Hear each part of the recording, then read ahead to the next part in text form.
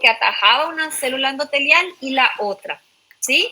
Entonces, en esas zonas donde ya no está el pericito, yo puedo empezar a tener microaneurismas, ¿está bien? Microaneurismas. Sí. Yo estoy grabando también la clase para mandarles al final, porque tarda un poco a veces para cargar en la plataforma y hay gente que necesita ajustar, anotar, entonces como es una clase así un poquito exigente del paso a paso, ya pueden tener hoy, ¿verdad? En esas zonas donde ocurren los microaneurismas, yo voy a tener fuga de líquido a través del vaso sanguíneo, puedo tener fuga de sustancias proteináceas, lipídicas, y todo esto se va a estar depositando en la retina y ayudando o colaborando para que el paciente tenga una alteración ya en la visión, ¿sí? Aparte, en esas zonas de microtrombos, yo también puedo tener un flujo turbulento porque ya no es más lineal el flujo en ese vaso sanguíneo. Entonces, todo flujo turbulento origina un daño endotelial, puedo tener formación de microtrombos con agregación plaquetaria, ¿verdad? Y esto puede causar una oclusión del vaso sanguíneo con una zona de hipoxia de la retina que tiene como encargada su circulación por parte de ese vaso sanguíneo. Y ahí empezamos a tener situaciones de hipoxia, ¿verdad? Cuando empieza a haber esta situación de hipoxia, eso contribuye mucho a que empiece la fase proliferativa, ¿verdad? Para que empiece a haber la formación de nuevos vasos sanguíneos para intentar llevar circulación a la zona de la retina que está sufriendo con la hipoxia, ¿ok? Entonces es ahí donde nosotros tenemos la situación de la neovascularización con formación de neovasos, nuevos vasos sanguíneos, ¿sí? Después yo les puse la imagen, les voy a mostrar. Estos vasos sanguíneos que van a ir creciendo en esas zonas de la retina donde hubo hipoxia, son vasos que van a crecer de manera descontrolada, desorganizada. Y eso en un futuro se puede inflamar. Se va a inflamar, ¿sí? Esto se puede fibrosar posteriormente y ahí se retrae, ¿ok? Como son vasos sanguíneos muy frágiles, todo fibrosado, al retraerse eso se puede romper y puede ocasionar una gran hemorragia vítrea, que es una urgencia oftalmológica. Entonces, todo un paso a paso de sucesivas lesiones que nosotros tenemos en la retina hasta que llega a situaciones de edema de retina, que tengamos lesión de mácula, hemorragia, los microaneurismas y vamos a ir viendo paso por paso, ¿sí? Entonces, la situación de hiperglicemia conduce a una pérdida de pericitos, que son las células de adhesión entre una célula endotelial y otra. En esas zonas vamos a tener la formación de microaneurismas y vamos a tener la fuga de líquido que nos va a dar un edema, ¿verdad? Aparte de eso, vamos a tener fuga de sustancias proteicas y lipídicas que nos va a dar unos exudados duros, que son como unas manchitas blancas en el fondo de ojo que vamos a ver en la imagen. Por otro lado, en esa zona hipóxica yo voy a tener la formación de nuevos vasos que va a generar todo un proceso inflamatorio, fibrótico, ¿verdad? Y es donde ya se instaura la fase proliferativa de mi retinopatía. Fíjense, esa es la imagen de un fondo de ojo, ¿sí? La no proliferativa, la fase con lesiones tipo microaneurismas, zonas de hipoxia, presencia de exudados duros, ¿verdad? Todo eso suele ser mucho más frecuente que la fase donde ya tengamos la formación de nuevos vasos sanguíneos. O sea que es mucho más frecuente que mi paciente diabético sea detectado en esa fase no proliferativa aún. ¿Ok? Vamos a mirar, creo que hay gente para entrar. Un ratito.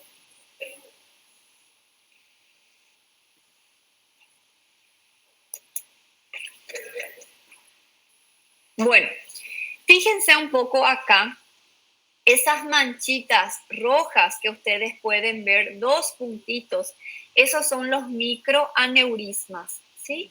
Que me indica que yo tuve zonas con pequeñas alteraciones de la permeabilidad con formación de microaneurismas, eso es lo que quería decir, ¿sí? Y a través de estos microaneurismas es donde yo voy a tener el pasaje de sustancias proteicas y lipídicas que van a formar estos depósitos conocidos como exudados duros. ¿Tá? Acá también hay microaneurisma, vamos a ver si se transforma en flechita, los puntitos rojos. Cuando son pequeños microaneurismas se ven así.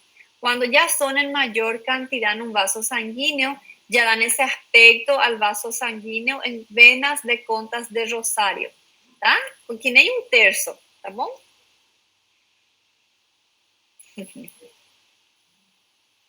Vamos a ir viendo entonces fase por fase. Fíjense un poco. Acá pueden ver cómo el vaso sanguíneo parece un tercio, ¿verdad? No es más lineal. Es así. Sigue ese patrón, no sé si da para enxergar. Y eso significa que yo tengo varias zonas de microaneurisma, una al lado de la otra. ¿Ok? Esto se conoce como venas de cuentas en Rosario. ¿Sí? Acá tenemos exudados algodonosos. Cuando nosotros tenemos estos exudados algodonosos, estas manchas algodonosas, eso traduce zonas de isquemia. ¿Tá? Entonces, un paciente que tenga zona de isquemia en su fondo de ojo es un paciente que si no se controla un poquitito más adelante ya va a tener formación de nuevos vasos, ¿sí? Ya va a pasar a la fase proliferativa, ¿ok?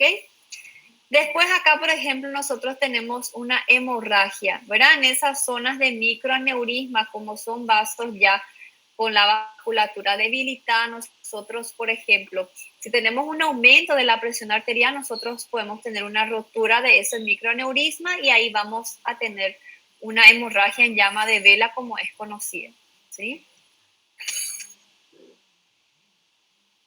Bueno, este fondo de ojo obviamente va a realizar el oftalmólogo. Él es el que va a clasificarnos, es el que nos va a dar el tratamiento, pero nosotros tenemos que conocer la patología, el paso a paso de la lesión para saber cuán complicado está mi paciente, ¿verdad? Por ejemplo, si yo tengo un paciente que está nomás con un microaneurisma, pero todavía no hizo hipoxia, ese paciente está empezando su retinopatía diabética porque todavía no hubo microtrombos, no hubo zona de hipoxia, ¿verdad?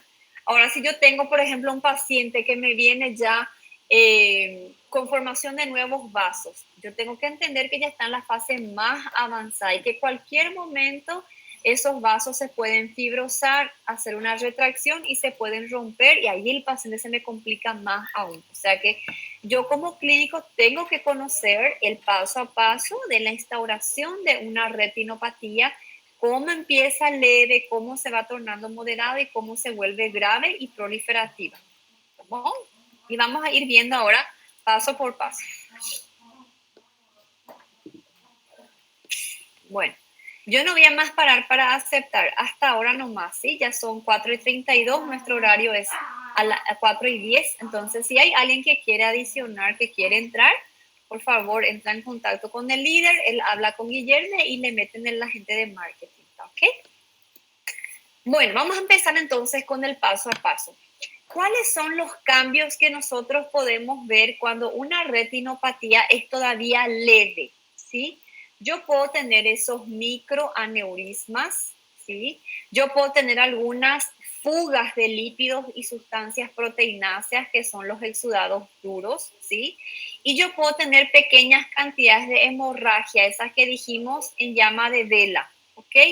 Esto generalmente se presenta en solamente un cuadrante. Cuando se hace el fondo de ojo, esa imagen se divide en 4 y cada zona es un cuadrante. Y nosotros tenemos que tener, para que sea leve, el microaneurisma en un solo cuadrante, ¿sí? El exudado duro en un solo cuadrante. Exudado eran aquellos puntitos blancos, ¿no? Esas manchas algodonosas, ¿está? tenemos que tener si hay una hemorragia en un solo cuadrante para que sea todavía una situación leve. ¿Okay? Cuando nosotros hablamos de la proliferativa moderada, acá yo ya tengo zonas de isquemia, cosa que yo no tengo en mi retinopatía leve todavía.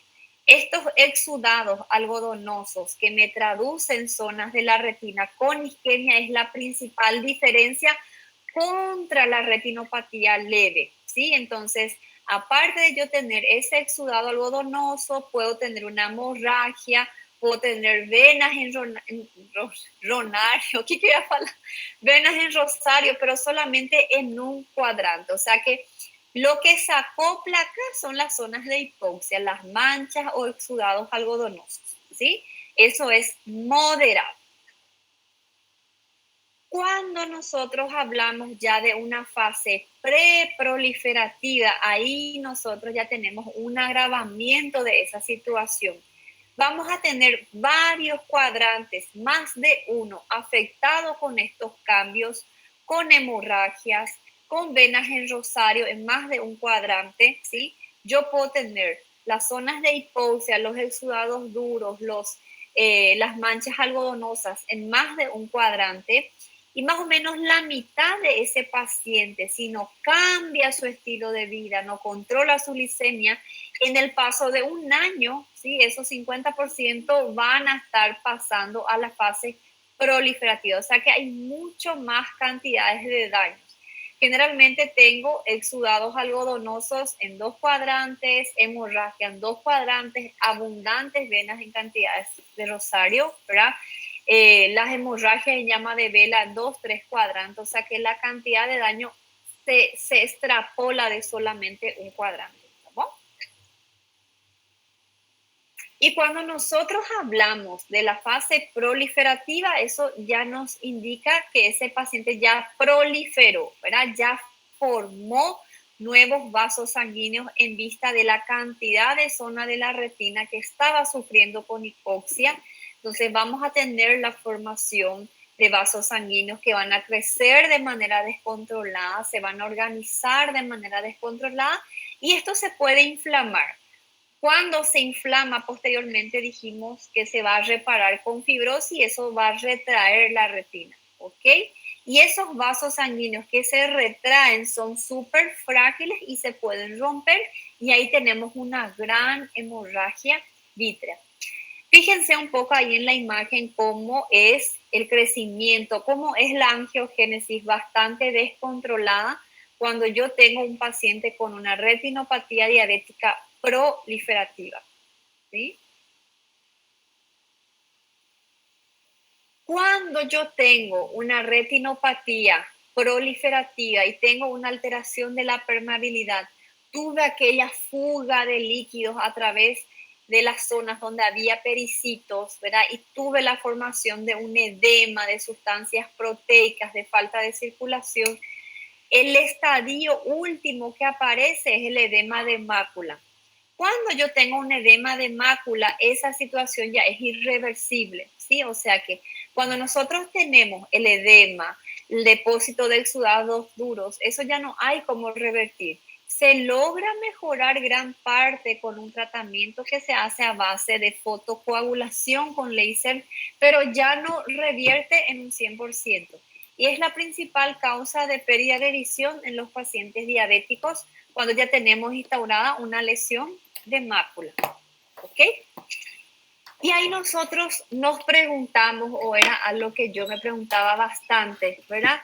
¿A partir de qué fase de esa retinopatía diabética el paciente puede empezar a tener la alteración de la visión, ¿verdad?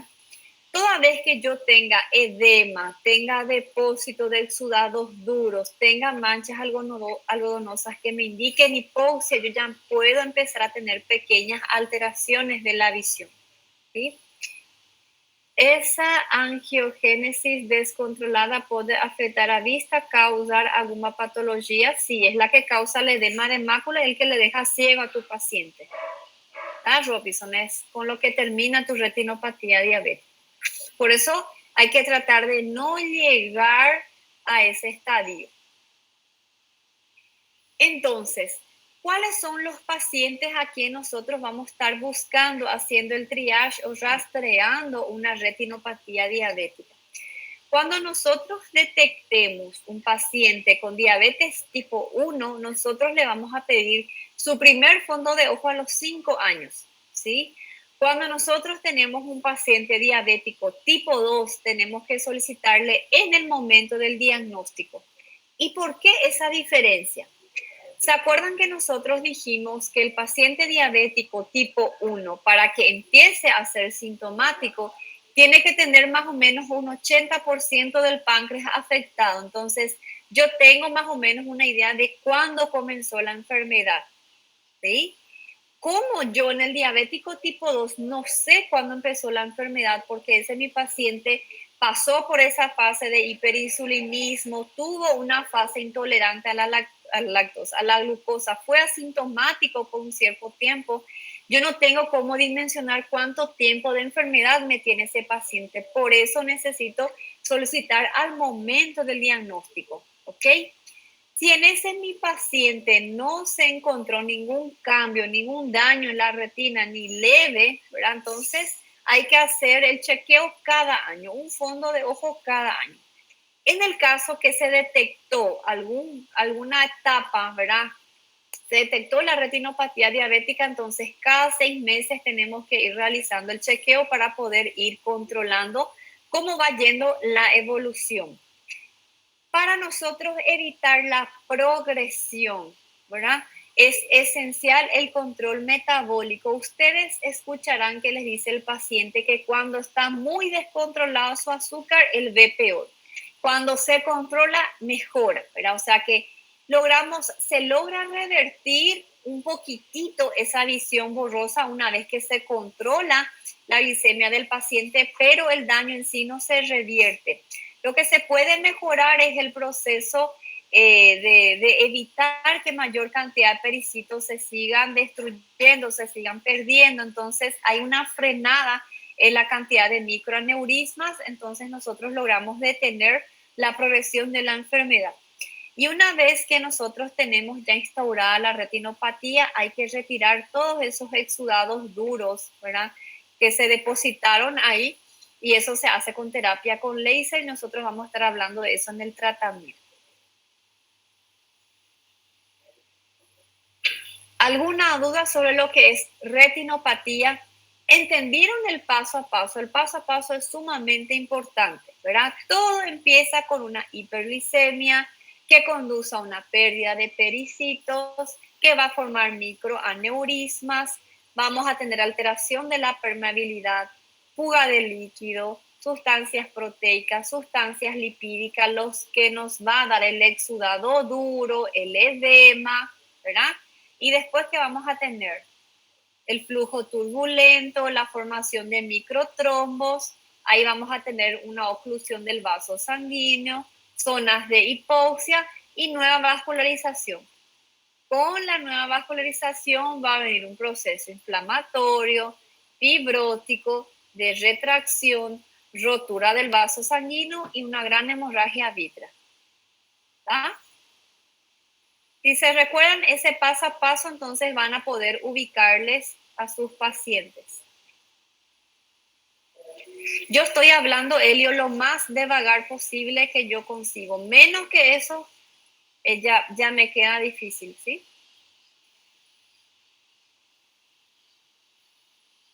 Bueno, vamos a seguir ahora con lo que es nefropatía diabética. ¿Está bien? Cuando nosotros hablamos de la nefropatía diabética, todo también empieza obviamente con la hiperglicemia, ¿verdad? Ese es mi paciente que está con un exceso de azúcar en sangre. Tenemos que acordarnos que el paciente está con ese exceso de azúcar porque no está pudiendo utilizar por parte de sus tejidos periféricos como fuente de energía. Entonces, obviamente nosotros dijimos que el organismo va a intentar eliminar, va a estar metabolizando por otra vía, con otra enzima, va a estar aumentando su excreción también a través de la orina. Por eso el paciente tiene glucosuria también, ¿verdad? ¿Y cómo es el paso a paso de la nefropatía? En mi paciente que va a empezar a hiperfiltrar y que es la primera etapa para la nefropatía, influye muchísimo el control de ciertos factores de riesgo, como la hipertensión arterial, ¿verdad? Un paciente que me mantenga presión alta es un paciente que va a estar filtrando a mayor presión.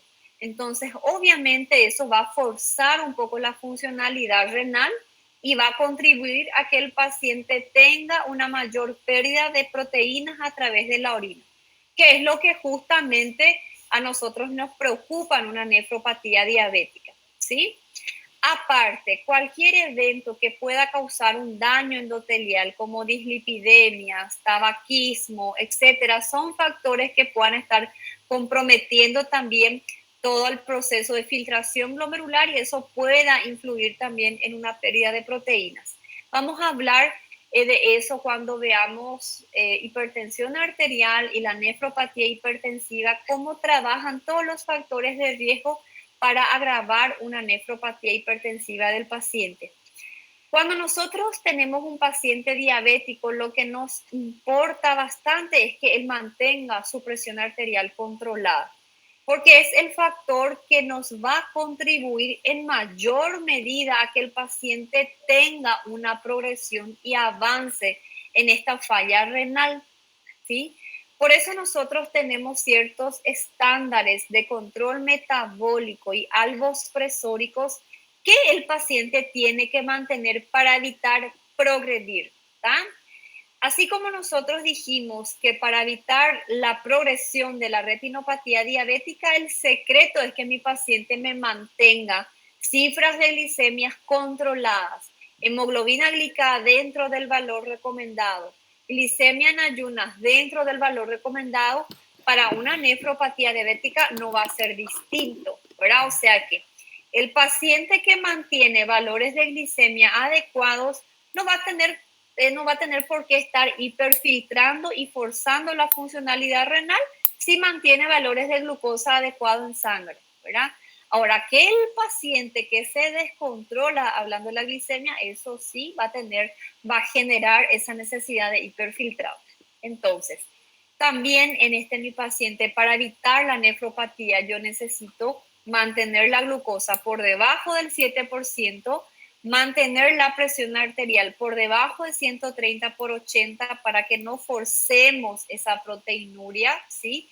El colesterol malo tratar de mantener por debajo de 100 y en el caso que sea un paciente de muy alto riesgo por menor a 70 miligramos y tratar de equilibrar la ingesta de proteínas que mi paciente tenga que consumir a un 0,8 gramos por kilo por día, ¿sí? Entonces, estos son los valores que me ayudan a estar evitando, ¿verdad? Son los objetivos que yo tengo que lograr durante el tratamiento de mi paciente para evitar justamente la instauración de una nefropatía o la progresión de ella una vez que está instalada. ¿Va? Bueno, ¿cómo ocurre todo el paso a paso de nuestra nefropatía en el paciente? Nosotros vamos a tener un proceso inicial que es la hiperfiltración, ¿verdad? Ante un exceso de glicemia, el riñón va a empezar a hiperfiltrar y eso es lo que va a producir una inflamación del glomérulo, ¿estamos? Esa inflamación del glomérulo va a cursar con una alteración de la permeabilidad capilar y cuando yo tengo alterado eso, ¿verdad? Yo voy a perder esa capacidad de filtro.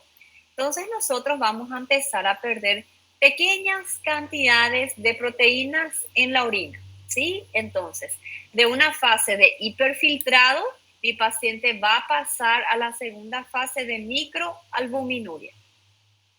Esta fase de microalbuminuria es cuando mi paciente pierde hasta 300 miligramos de proteína en la orina por día, ¿sí?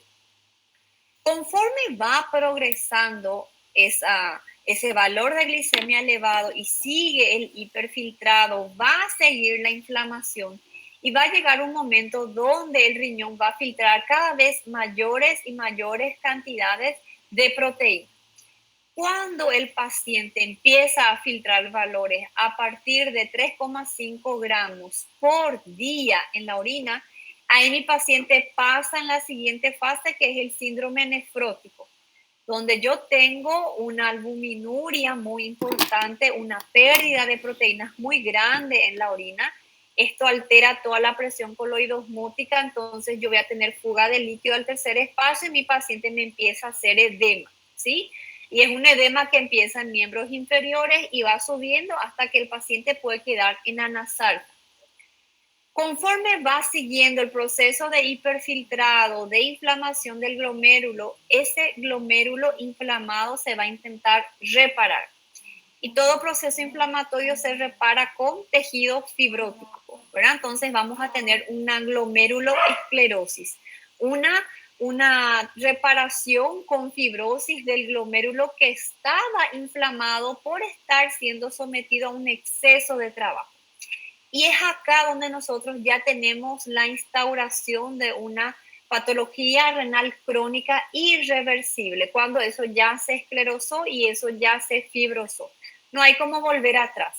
El paciente va a seguir perdiendo cantidades súper importantes de proteína a través de la orina, y con la albúmina se va a estar excretando otro tipo de sustancias como la hemoglobina. Mi paciente va a ficar bastante anémico, va a poder estar filtrando también proteínas fijadoras de hormonas tiroideas, va a quedar con hipotiroidismo, ¿verdad? Va a perder una serie de sustancias que nosotros vamos a estar hablando en síndrome nefrótico. Y ahí vamos a ver qué podemos solicitar para diagnosticar el síndrome nefrótico, si puede darse por otra causa o cómo puede ocurrir. En síntesis, con la albúmina se va a ir perdiendo otras sustancias, ¿verdad? Y una vez que nosotros tengamos esa fibrosis, eso ya es irreversible y ahí mi paciente ya entra en esa fase de renal crónico. Entonces, es todo un paso a paso, ¿verdad? Aumenta la glicemia, de manera constante, entonces empezamos a tener esa primera fase de hiperfiltración. Lo ideal es que ese mi paciente que esté orinando varias veces al día, ese mi paciente que ya está empezando a hiperfiltrar, porque está intentando eliminar. Entonces tratar de que no progrese a esa fase y que llegue hasta esa fase de esclerosis, porque ahí yo ya no tengo cómo revertir, ¿verdad? Una insuficiencia renal aguda, yo puedo revertir, una falla renal aguda, yo puedo revertir, pero la crónica, eso ya progresa hasta una etapa terminal y ya no hay vuelta atrás, ¿sí? Y aparte que el paciente excreta proteínas que no debería de excretar normalmente, él empieza a retener productos nitrogenados. Se pierde totalmente la capacidad de filtro del riñón, entonces mi paciente empieza a retener urea, creatinina, hay dificultad para excretar fármacos, entonces nosotros tenemos una intoxicación generalizada bastante importante en ese paciente. De eso vamos a hablar en síndrome nefrótico. Entonces, también va a ser un paso a paso que va a empezar con la hiperglicemia. Hiperglicemia, hiperfiltrado, microalbuminuria, sigue el hiperfiltrado, proteinuria franca, que es cuando tenemos nuestro síndrome nefrótico, y conforme eso sigue ya vamos a tener la glomeruloesclerosis y ahí ya hay la instauración de una enfermedad renal crónica, ¿sí? ¿Qué yo puedo hacer para evitar que esta situación progrese en el paciente? Simples: control metabólico de la glicemia y controlar la presión arterial. Nosotros vamos a tener dos medicamentos. A ver, Elio, o que eleva hiperfiltración y a diabetes y la hiperglicemia para intentar excretar el exceso de azúcar en la sangre, y la presión arterial sí peora porque aumenta la presión de tu filtración glomerular y contribuye al daño endotelial del glomérulo y contribuye a que vos pierdas mayor cantidad de proteínas en tu orina. Nosotros tenemos dos líneas de medicamentos antihipertensivos que son justamente lo que van a estar trabajando en ese eje renina, angiotensina, aldosterona, ¿verdad? La familia de los IECA y de los ARA2, que vamos a estar hablando ahora en farmacología. y son medicamentos que van a promover la vasodilatación, ¿verdad? Entonces nosotros vamos a tener una vasodilatación de la arteriola eferente, va a disminuir esa presión de filtrado, entonces va a contribuir a que nosotros tengamos una filtración glomerular a menor presión, más lentito, eso va a favorecer a que haya menos daño y menos pérdida de proteínas. Por eso, nosotros cuando tenemos que controlar la presión arterial, vamos a hacerlo con uno de estos dos medicamentos, sí o sí. Y ahí tenemos las guías que nos indican de cuánto se sugiere, cuánto es lo ideal de estar manteniendo valores de presión arterial en estos pacientes diabéticos, justamente para evitar la nefropatía o si ya está instalada para evitar la progresión, ¿sí? La Asociación Americana de Diabetes sugiere mantener menor a 140/80, el octavo joint menor a 140/90, la Sociedad Paraguaya de Diabetología menor a 140/80 y la brasileña menor a 130/80. El octavo joint es el que manda las guías y cada población, ¿verdad? Cada sociedad adecua esos valores de acuerdo a los criterios de su realidad, de su población, ¿ok? Entonces tengan en cuenta cuánto se sugiere que se mantengan en el país de ustedes y acá. Professora, com licença. Sim. Então, a quantidade aumentada de glicose no sangue, ou seja, a diabetes, acaba forçando o rim a eliminar a glicose. Tá? Sim. Aí, o próprio organismo também vai aumentar a pressão arterial por conta disso, por causa de uma necessidade de expelir a glicose e, por consequência, também vai fazer uma fibrose glomerular para evitar esa pérdida. No, no. Estamos hablando de un paciente que tenga a la par de una diabetes, una hipertensión arterial. Ah, tá. No estamos hablando que el organismo...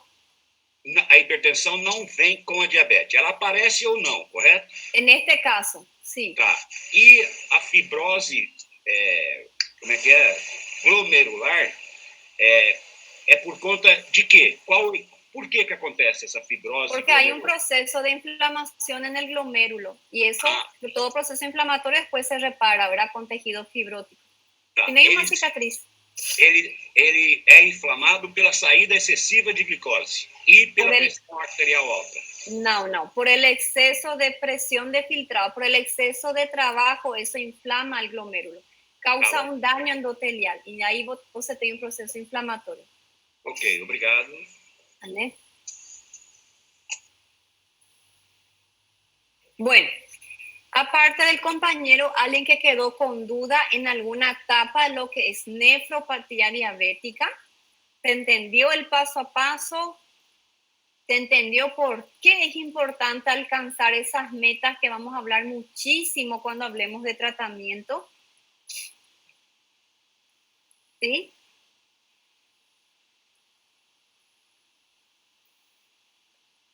Bueno, cuando nosotros hablamos de una neuropatía diabética, es la complicación microvascular menos conocida todavía.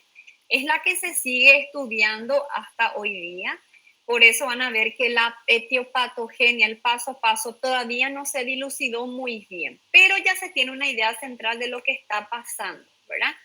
La mitad de los pacientes diabéticos que tengan un mal control metabólico son los pacientes que van a desarrollar en un futuro esta neuropatía. Nosotros podemos tener en ese paciente un acúmulo de sustancias de desecho y podemos tener alteraciones isquémicas en la parte nerviosa, ¿sí? O sea, que un comprometimiento isquémico en las neuronas. ¿Qué es lo que se calcula? Que ese paciente que sufre con una hiperglicemia, por un lado el riñón va a intentar ayudar hiperfiltrando, por otro lado el organismo va a intentar estar utilizando y metabolizando ese azúcar por otra vía. En este caso existe una vía que se llama vía del poliol, donde el azúcar va a ser metabolizado por una enzima que se llama aldosa reductasa. Y esta aldosa reductasa, cuando trabaja y cuando metaboliza el azúcar, va a producir ciertas sustancias de desecho, que en el caso es el sorbitol. Y justamente este sorbitol es lo que se va a estar acumulando en los axones e interfiriendo en una correcta transmisión nerviosa. Eso es lo que se vio por un lado. Por otro lado, existe también una alteración en la circulación sanguínea de las neuronas de los vasos periféricos, de los nervios periféricos de ese paciente diabético. ¿Vocês lembram de histología cuando vieron aquel riego sanguíneo que le llegaba a los nervios vasa vasorum, nervus nervorum? ¿Lembran? Entonces son justamente esas zonas que se ven afectadas con microtrombos y hay un comprometimiento y una isquemia en la parte neuronal. Entonces, la suma de ese compromiso isquémico de las neuronas sumada al depósito de sorbitol en las terminaciones axonales es lo que altera mucho la transmisión nerviosa de ese mi paciente. Y eso va a llegar a distintos tipos de neuropatías. Nosotros vamos a tener las polineuropatías simétricas que pueden llegar a ser generalizadas, que son las más comunes, ¿sí? Y vamos a tener las neuropatías focales, que pueden ser solamente en una zona o pueden ser multifocales. Estas polineuropatías al inicio tienden a ser dolorosas, ¿sí? Donde hay una alteración de la sensibilidad y el paciente siente como un dolor tipo quemazón bastante molesto en la planta del pie. Si eso va progresando, entonces posterior a eso, el paciente va a ir teniendo una pérdida de la sensibilidad y ahí viene toda la facilidad para que ese mi paciente me haga un pie diabético, por ejemplo. Entonces, las neuropatías que sean simétricas y distales son las más frecuentes en los pacientes diabéticos. Y nosotros vamos a tener tantos axones de fibras finas como gruesas afectadas por este depósito de sorbitol y por ese comprometimiento isquémico. ¿Cómo nosotros vamos a estar buscando estas complicaciones en el paciente? Cuando hablamos de la neuropatía, vamos a estar solicitando el test del monofilamento, que es un test sencillo, práctico, extremadamente fácil de hacer en el propio consultorio. Cuando nosotros hablamos, por ejemplo, de la nefropatía diabética, lo que yo tengo que ver ahí es cuánto está filtrando por minuto ese riñón y cuánto de proteína ya está perdiendo. En ese caso, yo voy a necesitar la ayuda de una orina de 24 horas, ¿verdad? Y en la retinopatía, para yo estar buscando, nos basta y sobra un fondo de ojo. Entonces, son esos los estudios que yo voy a estar solicitando para rastrear las complicaciones crónicas microvasculares. Para la neuropatía vamos a ver cómo se hace el test del monofilamento, ¿sí? Para la retinopatía yo voy a solicitar el fondo de ojo y para la nefropatía la orina de 24 horas donde voy a ver la proteinuria y la tasa de filtrado glomerular, ¿ok? Ese es mi paciente, indistintamente si ya esté presentando una alteración de la sensibilidad o no, yo tengo que estar rastreando eso en consultorio, ¿sí? El fondo de ojo no es para hacerle solamente al paciente que ya está con una visión borrosa. Yo tengo que hacerle al diabético a los 5 años y al paciente tipo 2 en el momento, ¿verdad? Justamente para ir evaluando y controlando y actuar a tiempo en el caso que me aparezca, ¿sí? Y la nefropatía también en el momento del diagnóstico, ya solicitar un check-up completo de ese paciente para ir evaluando si mi paciente ya está en una fase de microalbuminuria o no, ¿sí? Paciente diabético va a necesitar siempre un abordaje integral y no nos podemos olvidar de rastrear ninguna complicación, ni macro ni micro, porque pueden estar asintomáticos todavía, pero en un futuro no muy lejano eso va a venir con todo. ¿Cómo yo voy a hacer? Yo tengo el monofilamento que tiene y como una agullita de nylon, sí que no es dolorosa y yo voy a estar presionando la planta del pie del paciente en esas zonas que están marcaditas con azul donde suelen ser las zonas que con mayor frecuencia tenemos alteraciones de la sensibilidad. Y eso se presiona por 2 segundos y se retira. El paciente me tiene que manifestar si sintió algo o si no.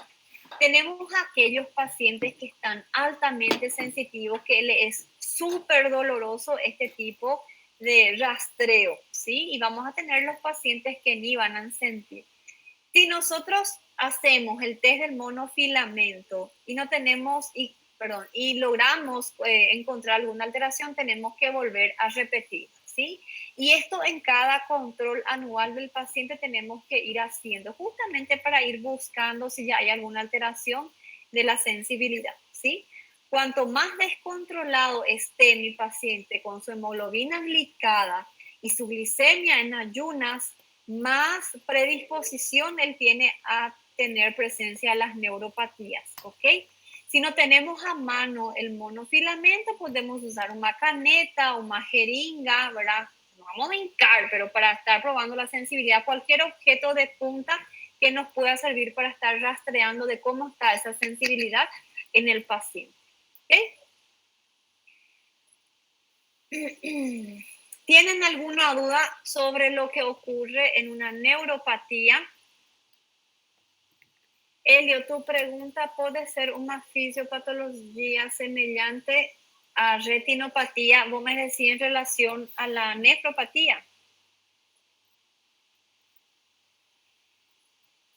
Doutora? Não, em relação à neuropatia, porque também vai apresentar aquela mesma lesão inicial da retinopatia, talvez, eu imagino, pelo extravasamento de proteína e lípide, né? No se dilucidó ese esquema. La neuropatía no. ¿Alguien tiene otra duda? ¿Algo que no entendió, que no quedó claro? Doutora, aqui é o Wilson. Queria perguntar uma coisa. ¿Qué tal? Te escucho. Sobre essa neuropatia, né? A regressão dela é algo muito complexo? É uma realidade ou não? Ou só a estabilização da neuropatia? No, vos podés lograr revertir de 15 a 20% una vez que tengas un control metabólico del paciente por un plazo de 6 meses. Eso es lo que nos indica la ADA, ¿verdad? Entonces, si vos lográs controlar esa glicemia en ayunas o la glicada en un plazo de 6 meses, hasta el 20% puede mejorar esa sensibilidad y evitar que progrese. Es una realidad. Ah, tá. Mas... La patogenia, si hay una nueva vascularización de la parte neuronal o si hay una eliminación de todo el exceso de sorbitol, eso es desconocido todavía, pero sí se logró ver que se puede revertir hasta en ese porcentaje. Ah, tá. Obrigado. ¿Vale?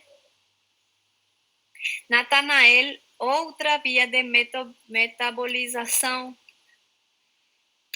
vía del sorbitol. Te voy a escribir acá.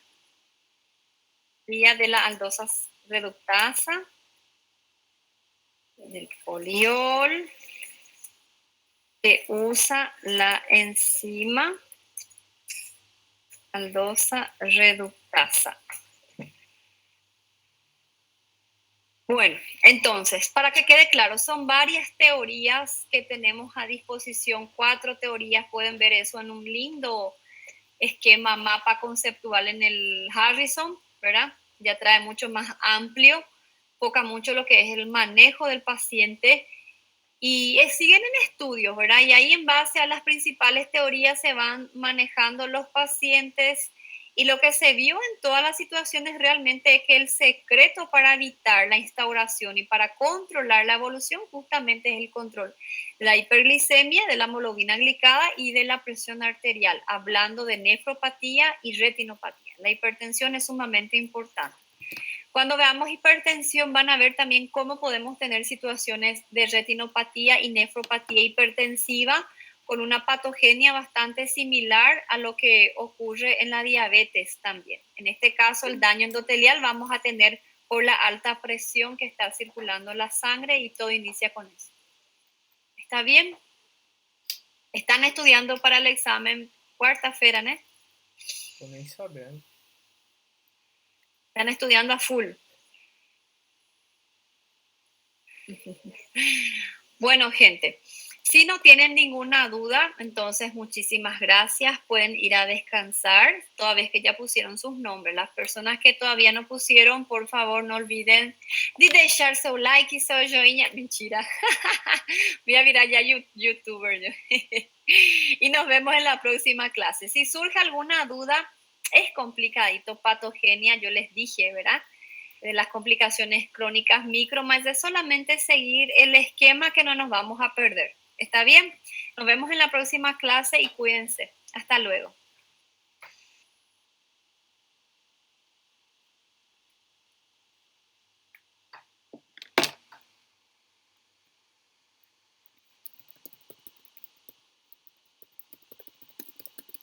Professora, e referente à nossa aula daquela semana passada, que a gente ficar de repor ela, se eu não me engano, amanhã.